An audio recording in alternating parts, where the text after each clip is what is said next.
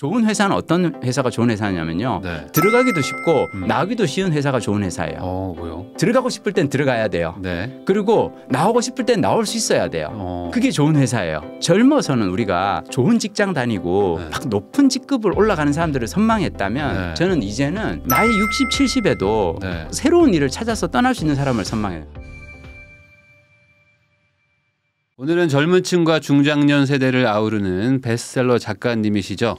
요 외로움 수업이라는 책을 쓰신 김민식 작가님이시자 또 이제 김민식 PD님이 사실은 더 익숙하신 또 은퇴 후의 삶을 어떻게 꾸려나가면 좋을지를 알려주시는 우리 PD님 모시고 이야기 나눠보도록 하겠습니다. PD님 안녕하세요. 안녕하세요. 반갑습니다. 이거 또 방송을 또 많이 예전에 만드셨잖아요. 네. 유명하신 방송들 많이 하셔가지고. 그렇지는 않고요. 그냥 뭐 잘 될 때 있고 안 될 때 있고. 논스톱. 저한테는 사실 논스톱 좀 많이 와닿죠. 감사합니다. 네.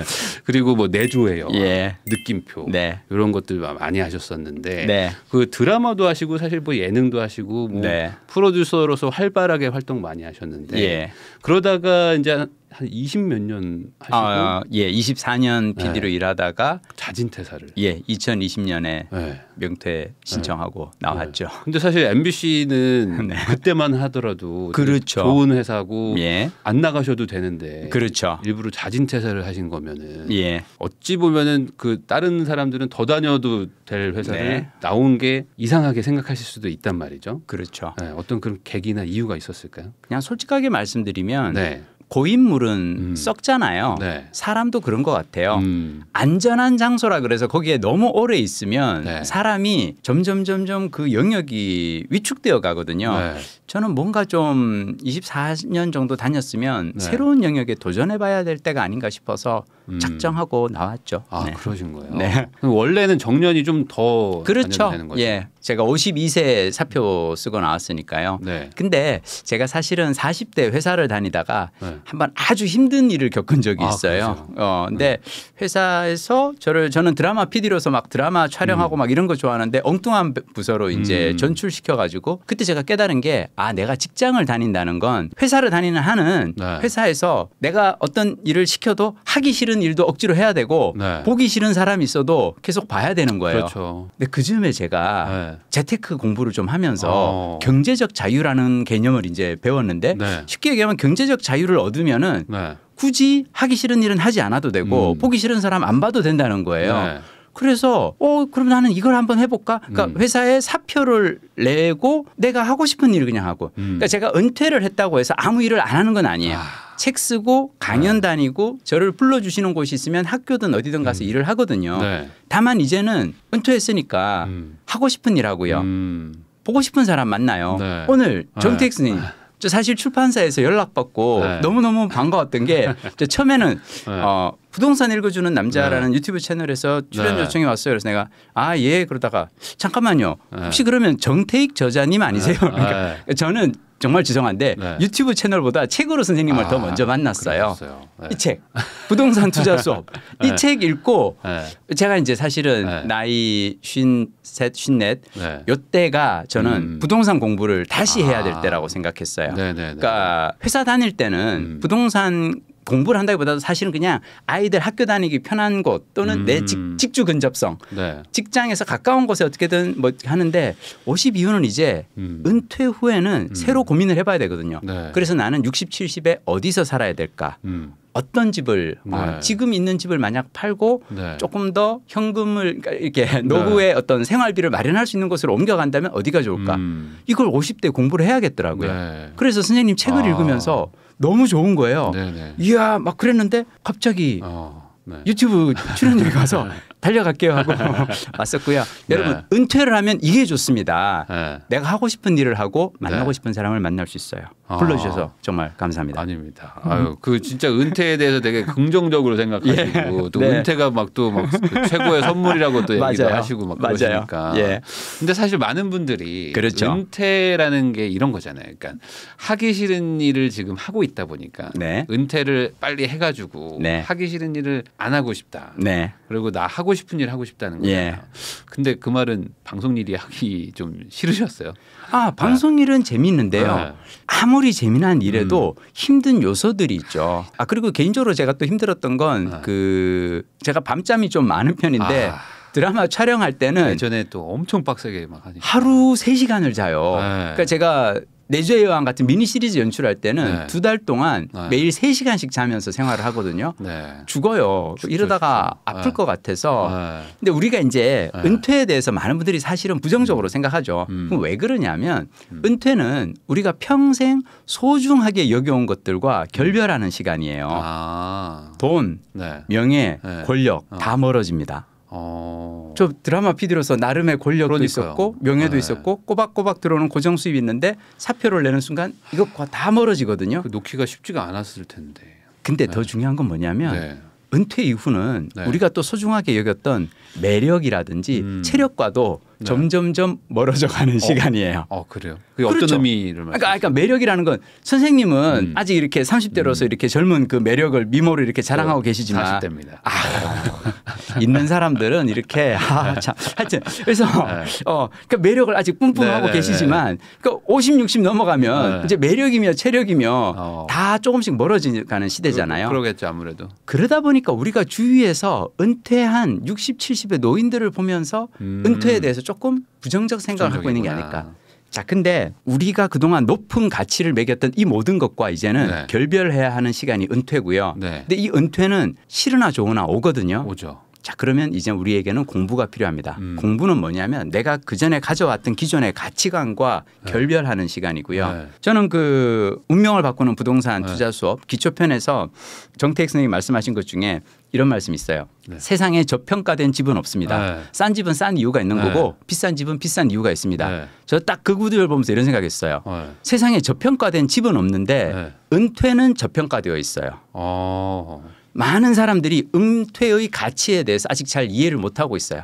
아까 얘기한 그런 돈, 명예, 권력과 헤어진다고만 생각하지 은퇴를 함으로써 이제는 내가 좋아하는 일을 찾아서 할 수 있고 돈과 시간이 다 풍성해지면서 나의 어떤 삶을 이제껏 젊어서 꿈만 꿔봤던 그런 일들을 해볼 수 있는 시간들이 오거든요. 근데 돈이 풍성해진다는 게 사실을 잘 와닿지 않으실 것 같거든요. 오히려 돈이 확 줄어들어서 쪼그라든다고만 생각할 것 같은데. 아니죠. 저기 그냥 단기간으로 생각을 해보면 매달 받는 월급보다 퇴직금 일시불로 받는 퇴직금이 훨씬 더 커요. 퇴직금. 자, 이거를 퇴직금을 일단 받으면은 제가 이제 사표를 내고 회사에서 감사하게도 명예퇴직을 이렇게 얼씨구나 하고 받아주시더라고요. 제가 원래 명퇴는 딱 제 또래들 50대 초중반이 하면은 회사에서는 땡큐예요. 가장 고마워하고. 젊은 애들 아작 좀 더 일을 해줬으면 좋겠어. 50대 초반이에요. 후반은 어차피 몇 년 안 가면 나가는데 굳이 애들을 명퇴금까지 쥐어가면서 보내줄 필요가 없어. 제 나이에 나가면은 제일 땡큐고 그래서 명퇴 보상금이 지금 나온단 말이죠. 근데 이렇게 명퇴금이 나왔을 때 제가 딱 그걸 받아듣고 한 생각은 뭐냐면 내가 생각지 못한 보너스를 받았구나. 자, 그리고 사표 내고 난 다음에 한 생각은 자, 앞으로 내 남은 인생은 전부 휴가. 예전에는 1년에 20일 있는 그 연차 휴가를 어떻게 쓸 것인가. 휴가 쓸 때마다 막 이렇게 마음 졸여가면서 부장님 제가 이번에 꼭 저기 징검다리 휴가에는 제가 집에서 중요한 일이 있어 막 이랬잖아요. 남은 내 인생 남은 날은 전부 휴가. 그리고 자, 이제 나는 24년간 MBC에서 열심히 일을 하면서 돈을 벌었어. 제가 이제 가족들에 얘기했어요. 아빠 정말 열심히 일을 했고 아빠는 심지어 PD로 일하면서 책까지 썼어. 매년 한 권씩 책을 써서 인세까지 벌어서 집 사는데 그거 다 보탰잖아. 자, 그러면 아빠는 이제는 가족에 할 수 있는 어떤 그 경제적, 재정적 나의 책임은 다 했다고 생각하고 할 만큼 했고 이제는 아빠는 유튜브 같은 거 하거나 강의 다닐 거야. 거기서 버는 돈은 그냥 아빠 개인적으로 받는 보너스라고 얘기해 줬으면 좋겠어. 얼마나 좋아요. 남은 날은 휴가, 이제부터 버는 돈은 다 보너스. 그런 거죠. 자, 이걸 보시고 근데 아니 잠깐만 저건 되게 배부른 소리인데 라고 할 수 있는데요. 저는 정태익 선생님 방송 보면서 아유 저 양반은 그래도 막 집 막 100채씩 막 이렇게 하면서 하여튼 그러니까 막 여기 나오는 많은 그 자산가들이라든지 금융 전문가들을 보면서 먹고 살만하니까 저런 소리 하는 거지 라고 여기기보다는 이게 제가 책을 읽는 자세인데요. 저는 항상 어떤 저자의 책을 보면 배우려고 해요. 이 사람에게서 내가 배울 수 있는 게 무엇인가. 그걸 고민해 보셨으면 좋겠습니다. 그러니까 저도 사실 좀 공통점인 게 저는 이제 30대 초반이죠. 30대 초반에 명퇴를 신청을 하고 나왔거든요. 명예퇴직이라기보다는 뭐 희망퇴직을 저도 하고 나왔는데 그 시절엔 그렇죠. 그래서 저도 별로 명예롭진 않아 사실은.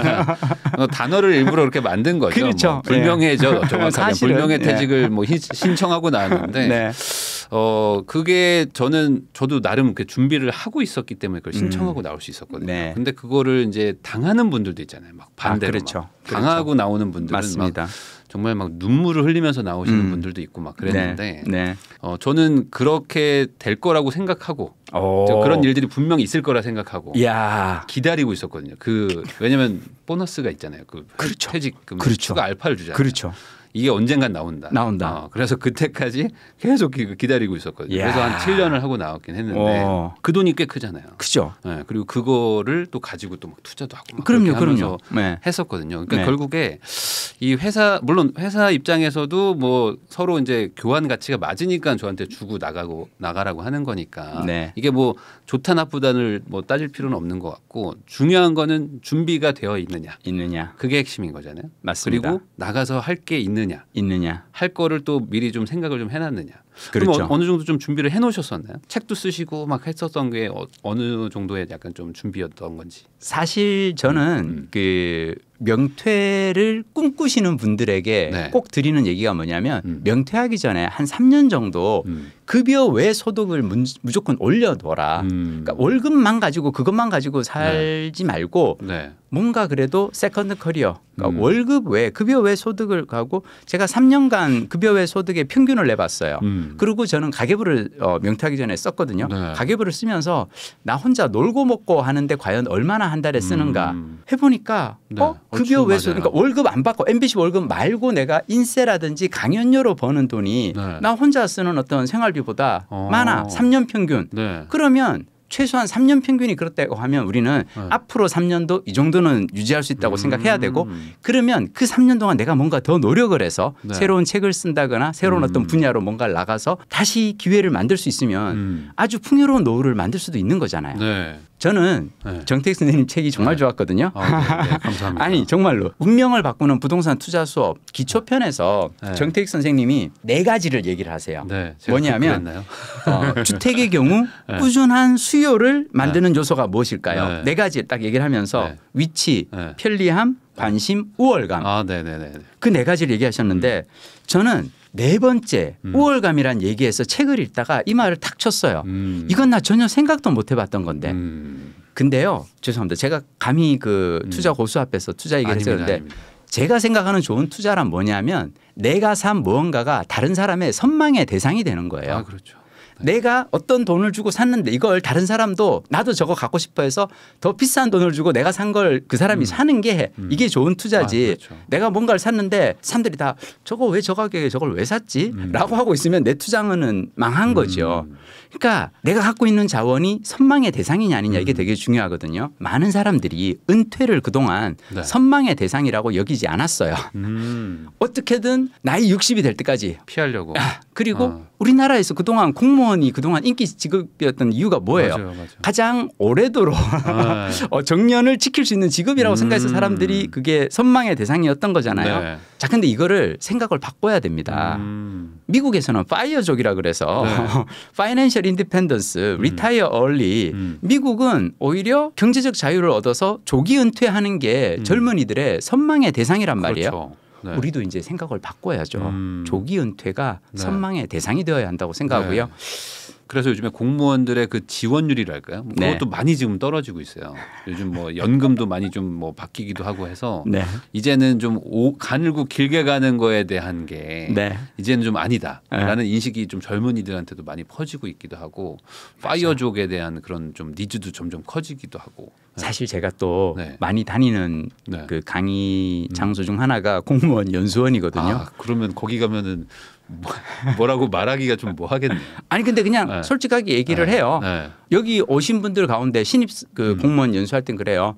엄마 아빠가 또는 주위 어른들이 우리나라에선 공무원이 제일 좋은 직업이야 라고 해서 오신 분들은 생각 다시 고쳐 먹으십시오. 여러분 인생 아주 힘들 수 있어요. 그러니까 쉽게 얘기하면 저는 이혼 전문 변호사님 여기 채널에 나와서 하신 그 방송을 저는 너무 재밌게 봤거든요. 개인적으로 저는 좋은 회사는 어떤 회사가 좋은 회사냐면요. 들어가기도 쉽고 나오기도 쉬운 회사가 좋은 회사예요. 왜요? 생각해 봐요.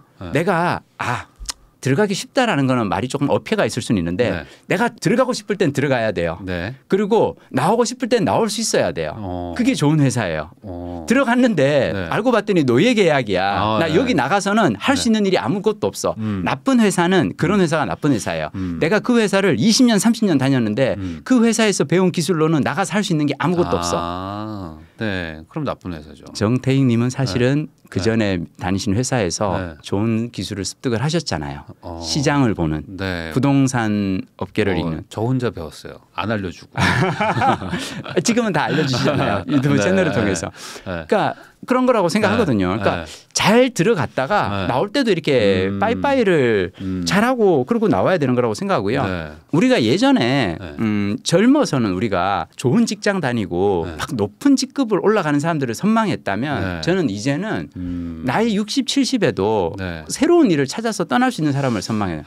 공무원이 힘든 건 뭐냐면 이혼이 살아보다가 아니면은 사실은 쉽게 헤어지기 어려운 나라죠, 우리나라. 그렇죠. 그러니까 유책주의 때문에 파탄주의가 아니라 유책주의 때문에. 근데 이게 생각해 보면 내가 공무원으로 들어갔어요.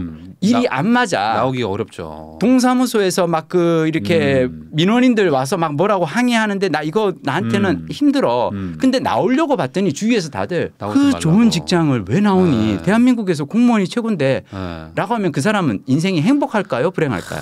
행복하지는 않겠죠. 않겠죠. 자, 저는 이제는 선망의 대상을 바꿔야 되는 게요. 한 직장에 들어가서 오래 일을 할 수 있는 거를 선망이라고 생각하지 말고 아닐 때는 얼른 나와서 다른 일을 찾아볼 수 있는 능력을 갖추는 걸 우리는 선망해야 한다고 생각합니다. 어떤 직업을 얻었을 때 무언가 능력치가 늘어나는 직업. 그렇죠.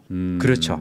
그리고 만약 그 직업을 얻었을 때 내가 능력치를 얻지 못하고 있다고 느낄 수 있어요. 그럴 땐 여러분들이 부동산 읽어주는 남자를 보셔야 됩니다. 그러니까 내가 회사에서 배우는 게 없으면 여기에 나오는 다른 선배들한테라도 다른 인생 선배들한테 분야의 전문가들한테서라도 배워야 됩니다. 아니 그러면 이제 아까 얘기하셨던 거 퇴사하시기 전에 한 3년 정도 부업을 하신 거잖아요. 어찌됐든 그렇죠. 예. 근데 그 부업을 뭘 해야 될지도 사실 모르는 분들도 좀 많단 말이죠. 중요하죠. 그러면 그렇죠. 퇴사하기 전에 좀 어떤 걸 좀 고민을 해보고 좀 진지하게 좀 준비를 해야 될까? 그게 부업인가요? 좀 뭔가 좀 뭐 돈을 좀 벌어 보면서 퇴사 준비를 좀 해야 된다고 봐야 될까요? 저 역으로 정태익 선생님한테 한번 여쭤볼게요.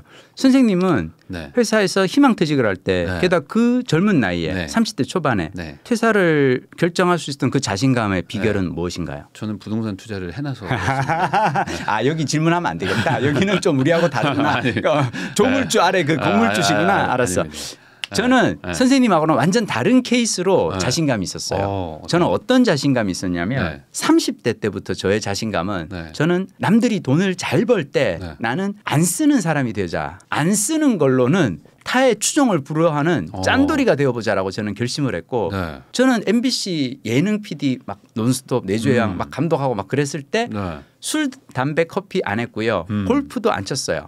저 골프 한때는 미쳐가지고 한 달에 라운딩만 20번 나가고 막 그 정도로 빠졌던 적이 있었거든요. 근데 어느 날 제작사 이렇게 대표님이 쫙 감독님 요즘 공 치신다면서요?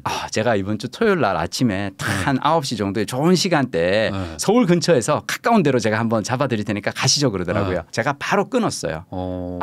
왜냐하면 저는 제 직업을 너무 좋아하고 그 일을 즐기면서 하고 싶은데 그런 어떤 뭔가 유혹이 오는 게 저는 그랬었거든요. 자, 그래서 저는 제일 중요한 건 뭐냐면 돈을 한 푼 더 버는 것보다 한 푼 아끼는 게 저는 더 중요하다고 생각하고 어차피 돈을 버는 건 내 뜻대로 할 수가 없어요. 시장 상황 도 계속 바뀌고요. 그리고 경쟁도 치열하고요. 근데 돈을 벌려고 하면 타인의 욕망을 충족시켜줘야 되는데 돈을 아끼는 건 내 욕망만 절제하면 되거든요. 그래서 저는 사실 퇴사를 준비하실 분들이 돈을 더 벌려고 노력하기 전에 먼저 자신의 불필요한 지출을 한번 줄여보셨으면 좋겠어요. 그러면 퇴사 준비가 훨씬 더 빨라질 수 있어요. 유지비 자체를 좀 낮춰놓으면. 그렇죠. 그렇죠. 내 연비를 확 낮춰놔야 되는데 내가 무슨 덤프트럭 같이 막 맨날 쓰고 있으면 500원짜리 송전 다라락 이렇게 깔면서 없는데. 가는 그런 그걸로 하면은 근데 나를 이제 완전히 막 전기차 수준으로 완전 낮춰놔야 되는 거죠. 근데 그런 생각을 사실 잘 안 하시잖아요. 왜냐면 왜냐면은 그 은퇴 고민하는 그 시기가 네. 돈이 제일 많이 들어가는 시기 아닙니까? 어찌 보면 막 그렇죠. 아이한테도 들어가고 막 이런 막 들어갈 때가 한두 군데가 아닐 텐데 그때 돈을 줄이기가 쉽지는 않을 것 같거든요. 그래서 저는 항상 사람들한테 얘기하는 거는 재테크는 사실 두 가지거든요. 네. 투 트랙으로 가야 되는데 네. 하나는 지출을 네. 줄이는 거고 줄이고. 하나는 소득을 올리는 건데 네. 30대 40대를 나눠서 해야 돼요. 30대에는 지출을 줄이는 걸 하고요. 어떻게든 줄이고. 네. 근데 40대가 되면 이제 애들이 크면서 이게 힘들어요. 네. 30대에는 그래도 신혼이고 또는 미혼이던 시기가 있으니까 네. 그때는 내가 작정하면 내가 줄일 수가 있어요. 그렇죠. 나만 아끼면 돼. 요때 30대는 지출을 줄이는 훈련을 하고요. 네. 40대가 되면은 솔직히 얘기해서 40대가 되면 우리나라 대한민국 기업에서 약간 관리자 쪽으로 올라가면 자기 시간을 통제를 할 수가 있어요. 저도 그랬어요. 네. 조연출 때는 PD가 부르면 무조건 가서 일을 해야 돼요. 그러니까 내가 집에서 자다가도 야 민식아 너 편집한 거 다시 해야겠는데 다시 나가서 해야 돼요. 연출이 되면 내가 내 시간을 통제를 할 수 있잖아요. 자 그럼 시간 관리가 된다는 거는 남는 시간에 내가 뭔가를 자기 개발을 할 수 있는 거예요. 저는 그 시간에 책을 썼어요. 자 근데 이게 모든 사람들어 저는 책을 쓰라고 얘기하진 않아요. 네. 다만 내가 남는 시간을 어떻게든 활용해서 네. 급여 외 소득을 만들 수 있는 방법이 뭘까? 저는 부동산 공부하시는 것도 좋은 거라고 생각해요. 주말에 쉬는 날 임장 다니면서 네. 그렇게 해서 뭔가 어떻게든 파이프라인을 만들어 두는 건 좋죠.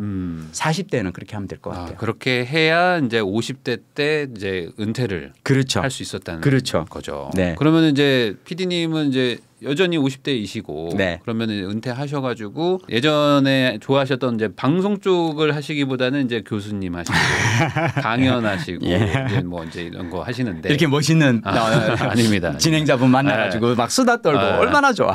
그러면 이런 거 이제 그 뭔가 은퇴 후에 삶을 잘 보내려면은 이제 어떤 거를 좀 해야 된다고 보세요?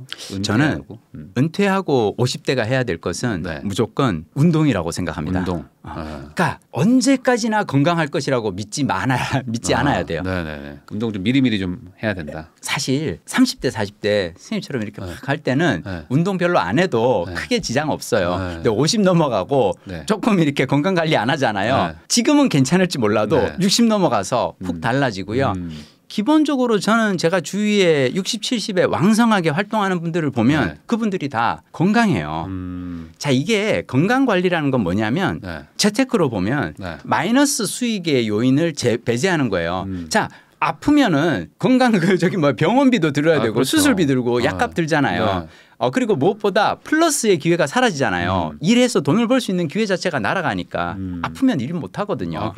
그래서 저는 50대 의외로 재테크 이상으로 중요한 건 저는 건강관리라고 생각하고 개인적으로 저는 오늘 아침에도 사실은 탁구장 가서 1시간 반 운동하고 왔고 여기 올 때도 일부러 자전거 타고 이렇게 근력 운동 삼아 자전거 타고 오고 약간 그러거든요. 그러니까 세 가지 운동을 저는 권해드리는데 일단 헬스클럽 가서 근력 운동. 50대에는 근감소증 오기 때문에 근력 운동 반드시 해야 되고 유산소 운동을 해서 심폐의 기능을 이제 또 강화시키는 거 필요하고 그리고 세 번째 저는 이제 줌바 댄스 하는데요. 줌바 댄스. 줌바 댄스 이제 하면서 막 이렇게 좀 다양한 또 사람들하고 즐겁게 어울리기도 하고 한두 가지 운동만 그러니까 그냥 등산만 주구장창 간다거나 뭐 늘 하던 운동만 하지 마시고 새로운 운동을 찾아보셨으면 좋겠어요. 그런 것도 좀 미리미리 좀 해놔야겠죠. 아무래도 그렇죠. 40대쯤에는 미리 좀 해놔야. 그렇죠. 그러니까 이게 결국에 은퇴를 하고 나서 찾으시려니까 어려워하시는 거예요. 맞습니다. 은퇴하기 전에 미리미리 좀 시간 내서 아까 말씀하신 그 관리자가 되면 시간 좀 남을 때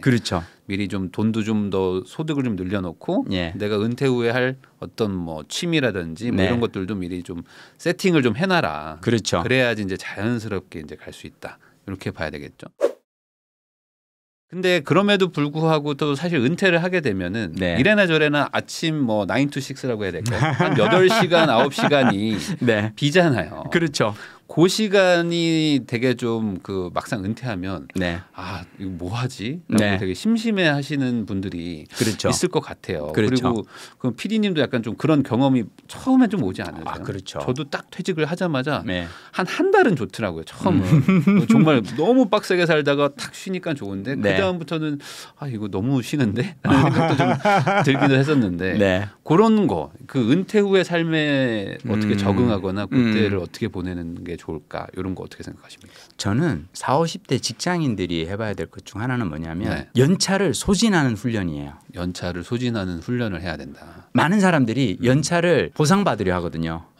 휴가로 안 쓰고 그거 그냥 사실 연차 그거 보상받으면 꽤 커요. 막 몇백 나오고 이게 저는 한 번도 그 연차 보상이라는 거를 받아본 적이 없어요. 연차를 다 쓰거든요. 왜 그랬냐면 사람들이 연말에 인센티브에 목을 매고 1월에 나오는 연차 보상에 목을 매는 이유가 뭐냐면 평소에 마이너스의 삶을 살기 때문이에요. 그러니까 지출이 수입보다 더 커서 어쩌다 보니까 막 카드 계속 바꿔야 되고 할 수 없이 마이너스 통장 만들고 그나마 이 마이너스 통장을 줄일 수 있는 기회가 연차 보상 받을 때니까 연차를 안 쓰고 그걸 받거든요. 자, 근데 중요한 건 이렇게 연차 하루도 안 쓰고 일만 계속하는 습관을 가는 사람들은 은퇴하고 나면 멘붕이에요. 할 게 없어요. 내가 놀아본 적이 없거든. 저는 연차를 다 소진했는데 그 이유가 뭐냐면 그러니까 책 쓰고 나니까 지역의 기업체라든지 뭐 지방 공무원 연수원 학교 이런 데서 저자특강 요청이 와요. 가요. 그러면 간 김에 내가 만약 부산까지 학교 강의를 갔으면 간 김에 태종대 좀 걷고 오고 해운대에 가서 이렇게 좀 그 카페도 좀 들렀다 오고 그러니까 하루 휴가가 주어지면 그 하루 휴가 가지고 한 4, 50만 원 받는 어떤 강연 수입도 올리고 그리고 간 김에 여행도 즐기고 여행도 가고 20일을 1년에 20일 연차를 가지고 전 너무너무 보람찬 활동들을 많이 했거든요. 그리고 지방 가면요 되게 고마워해요. 와 서울 MBC PD님이 이 멀리까지 와서 아이들을 위해서 강의를 해 주셔 진로 특강을 해 주셔 되게 고마워하거든요. 그때 드는 생각은 사람들이 이렇게 좋아하는데 1년 365일을 내가 이런 일을 쓸 수 있으면 자 연차를 소진하는 훈련을 한번 해보셨으면 좋겠어요. 근데 또 이 얘기를 하면 또 먹고 살만하니까 연차 보상이 필요 없나 보다라고 하는데 자 30대부터 지출 줄이는 훈련하고 추가 소득 올리는 연습을 하면 이렇게까지 갈 수가 있다고 저는 생각해요. 그렇죠. 사실 그 연차 보상비를 그 되게 막 사람들이 막 그 기다리는 분들이 있습니다. 그건 이미 진짜 이미 펑크가 난 거예요. 난 거예요. 이미 펑크가 났기 때문에 그거라도 진짜 안 받으면 안 된다고 생각하는 게 사실이고 뜨끔하신 분들 좀 있을 거거든요. 근데 사실 그거는 쉬라고 있는 거고. 그렇죠. 그리고 그 쉬는 게 결국에 미래를 위해서는 더 나은 선택인 건데. 퇴직 이후의 삶을 모색할 수 있는 거죠, 좋은 기회거든요. 그걸 또 그냥 뭐 집에서 뭐 쉬거나 뭐 그냥 뭐 어디 뭐 놀러 가서 여행 가다 이게 아니라 이 은퇴 이후의 삶을 한번 미리 예습을 한번 해보는 거죠. 그렇죠. 그런 방법으로 한번 해보라는 말씀이신 것 같고 또 그거 말고도 뭐 좀 해볼 수 있는 것들 좀 있지 않을까요? 왜냐하면 이제 어찌 됐든 간에 조직에 있다가 그렇죠. 혼자가 되는 거니까 그렇죠. 그러다 보면은 뭔가 자기만의 시간을 좀 보내야 되는 게 있긴 있지 않습니까? 그렇죠. 누가 뭐 시키는 사람이 없으니까. 뭔가 스스로 뭔가를 해내야 되는데 저는 정말 다행스럽게도 도서관 다니는 게 어려서부터 취미였어요. 은퇴하시면 여러분이 도서관을 아주 열심히 다니셔야 됩니다. 그러니까 공간이란 어떠냐면요. 우리 주위에 아주 멋진 어떤 공간이 있잖아요. 야 이런 멋있는 쇼핑몰이 생겼네. 야 우리 동네에 이런 멋있는 카페가 생겼네. 그런 공간은 여러분의 호주머니에서 돈을 빼갑니다. 빼가죠. 유일하게 여러분에게 돈을 요구하지 않는 장소는 도서관이에요. 그리고 도서관은 딱 들어가면 그 수천 권 수만 권의 장소를 무료로 이용할 수 있잖아요. 그렇죠. 저는 돈 안 쓰고 노는 훈련을 좀 돈 안 쓰고 노는 습관을 기르고 그리고 제가 그렇게 도서관 열심히 다녔는데 제가 다니는 도서관이 동네 주민센터 역할을 하니까 그 지하에 문화센터가 있었거든요. 어느 날 봤더니 그 문화센터에서 노인들이 막 땀을 막 쫄쫄 흘리면서 막 이렇게 나오는데 그분들이 탁구 교실 회원들이셨어요. 근데 내가 이렇게 가서 보니까 7, 80 노인들이 탁구를 너무 즐겁게 치고 있는 거예요. 제가 그걸 보면서 어라? 저는 그동안 항상 제 평생에 한 번도 해보지 못한 게 저는 구기 종목이었어요. 정택 쌤 왠지 구기 종목 잘하실 것 같아요. 저는 뭐 손으로 하는 것만 조금 합니다. 뭐 어떤 뭐 농구 조금 했었어요. 그렇죠. 아 키도 있으시고 하니까 골프 하셨지 않습니까? 골프도 구기 아닙니까? 근데 비싸서 자 골프는 제가 너무 비싸가지고 포기했단 말이죠. 한 번 라운딩 갈 때마다 25만 원씩 드는데 이건 너무 많이 들더라고요. 근데 제가 그 탁구 이렇게 가서 보니까 탁구 재밌죠. 탁구 교실 한 달에 3만 5천 원이에요. 한 달에 3만 5천 원. 한 달에 3만 3만 5천 원이면은 네. 월수금 3번을 가서 운동을 하실 수 있더라고요. 네. 더 좋은 건 뭔지 알아요? 이게 그 동네 주민센터에서 하는 네. 그 체육시설이라서 65세 이상은 50% 할인. 내가 17,500원이면 네. 한 달에 네. 한 달 내내 구기 종목을 즐길 수 있어. 저는 그때 내가 이것을 회사 다니면서 네. 미리 배워두면 퇴직하고 나서도 즐길 수 있겠다는 자신이 네. 들었어요. 그러니까 여러분들이 어떤 일을 하든 그 일만 하고 살지 마시고 어떻게든 시간을 내어서 새로운 취미 활동을 배워두셨으면 좋겠어요. 세상엔 되게 쉽게 그리고 좀 재밌는 일도 많고 특히 돈을 안 쓰고도 할 수 있는 일들이 많은데 그런 것들을 찾아보려고 하시지를 잘 않는 것 같아요. 네. 그리고 그런 노력들도 좀 안 하시고 그리고 그냥 없다고 생각하시는 분들도 좀 그렇죠. 많은 것 같고. 네. 그러면 좀 반대로 좀 뭐 은퇴를 앞두고 있는 분들이 좀 네. 이런 거 했다가 좀 삶이 좀 뭐 망가진다거나 네. 뭐 실수했다. 나 이런 거 후회한다. 뭐 이런 거 보신 거 있을까? 괜히 창업했다. 막 이런 거 그런 걸까? 뭐 창업 잘못하고 그냥 솔직하게 얘기해도 되나? 정말 부끄러운데요. 네. 이게 제가 이 그 재테크 알려주는 부동산 읽어주는 남자 채널에 나와서 이런 얘기하는데 제가 그 퇴직연금 그 펀드 수익률이 마이너스 30%예요. 퇴직연금. 아니 근데 이게 미치겠는 게 네. 제가 2020년 12월에 명퇴를 했고 네. 2021년 1월에 그러니까 이게 퇴직연금은 무조건 IRP를 그렇죠. 들어야 되고 그렇죠. 그리고 펀드를 해야 되더라고요. 네. 그러니까 저는 사실 그전에 평생 주식을 단 한 번도 한 적이 없거든요. 제가 왜 주식을 안 하냐면 제가 그 드라마 촬영할 때 보면 스태프들이 젊은 스태프들이 주식하는 친구들이 있어요. 많죠. 이 친구들 일하면서 휴대폰 시세창 들여다봐요. 근데 문제는 뭐냐면 드라마에서 좋은 스태프로 일을 하는 데 있어서 가장 중요한 건 뭐냐면 항상 평정심을 유지해야 돼요. 평정심 유지가 되게 중요합니다. 내가 이렇게 예민해 있거나 너무 업돼 있거나 하이하고 이렇게 다운돼 있고 그러면은 내가 늘 조명이 톤이 좋아. 내가 늘 오디오 마이크 픽업이 좋아. 이래야지 어떨 때는 픽업이 좋았다가 어떨 때는 나빴다가 이러면 안 되잖아요. 예민하군요. 근데 주식하는 친구들은 그게 좀 업다운이 어떨 때는 막 업돼 가지고 오늘 제가 커피 다 돌리겠습니다 막 이러고 또 어떨 때는 막 야 촬영 가자 그런데도 저쪽에 있어서 몰라 무슨 막 이러고 있어요. 그래서 내가 그걸 보고 나는 드라마 감독으로서 나의 왜냐하면 PD가 기분 좋다고 막 오케이 하다가 그렇죠. 기분 나쁘면 NG 야 이거 NG야 아니야 다시 해 막 이러면 안 되니까. 안 되죠, 안 되죠. 그래서 제가 평생 주식을 안 하다가 이제 드디어 퇴직했는데 퇴직연금은 IRP를 해야 된대. 그래서 제가 가서 봤어요. 2021년 1월에요. 가서 제가 그러니까 지금 아마 여러분들 저 양반 되게 똑똑한 줄 알았더니 무슨 펀드 수익률이 마이너스 30이야 그러시고 계시겠죠. 비웃고 계실 분들이 있을 거예요. 알아요. 여러분 마음껏 비웃어 주세요. 제가 갔을 때 그 펀드들이 지난 6개월간 수익률이 플러스 30이었어요. 그게 과거 딱 그때 제일 좋을 때. 왜냐하면 2020년 그 6월부터 12월까지가 제일 좋았으니까. 근데 내가 그걸 보는 순간 도는 거예요. 와 내가 퇴직금 그러니까 이를테면 1억만 여기 딱 넣어놔도 지난 6개월 전에 내가 만약 6개월 전에 퇴직금을 미리 받아가지고 1억을 여기 넣어놨었으면 3천만 원이 그냥 들어오는 거였는데 와 하고 넣었거든요. 자 6개월간 플러스 30을 기록한 펀드는 6개월간 다시 마이너스 30을 기록할 수도 있더라고요. 난 이건 생각을 못했어요. 전혀. 마이너스 30이 되는데요. 이제 마음이 미치는 건 뭐냐면 나는 퇴직하고 이제 월급도 못 받는데 그렇죠. 심지어 퇴직금을 몇 천만 원씩 날리고 있어. 제가 생각했을 때 은퇴하시고 제일 조심해야 될 건 뭐냐 하면 나의 욕망에 휘둘려서 너무 휘둘려서 세게 먹어보려고 하지 마시고 제가 보기에 그냥 소소하게 먹는 훈련을 계속 해야 되지 않나. 그러니까 뭔가 그 은퇴라는 거 이후로는 뭔가 이렇게 뭔가 수입을 만들어서 이렇게 늘리는 건 좋은데 막 큰 투자를 해가지고 그렇죠. 막 뭔가 불리려고 하는 것들은 좀 자제하는 게 좋지 않을까.